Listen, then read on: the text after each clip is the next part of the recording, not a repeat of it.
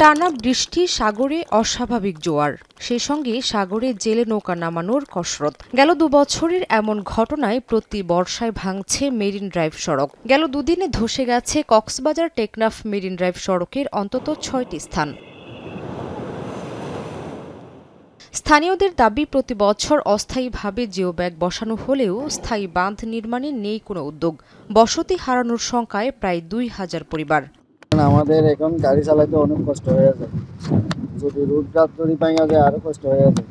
জলোচ্ছ্বাসের কারণে বা অতি বাতাস বিভিন্ন কারণে এখানে মেরিন ড্রাইভ ভাঙন শুরু করে। তো সেই জন্য আমরা তো আতঙ্কিত থাকি, বিধায় আমরা চাচ্ছি যে স্থায়ী একটা সমাধান করা হোক। ক্ষতিগ্রস্ত এলাকাগুলোতে জরুরি ভিত্তিতে সংস্কার কাজ শুরু করেছে সেনাবাহিনীর ৩৪ কনস্ট্রাকশন ব্রিগেড। বৈরী আবহাওয়া উপেক্ষা করেই চলছে মাটি ভরাট ও জিও ব্যাগ বসানোর কাজ।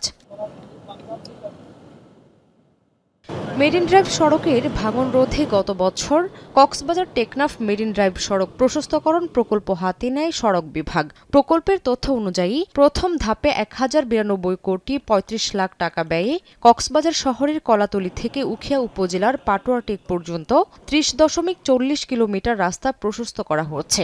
এছাড়া রেজুক খালের উপর নির্মাণ করা হচ্ছে ৩০৫ মিটারের ২ লেনের সেতু। এখন কক্সবাজার।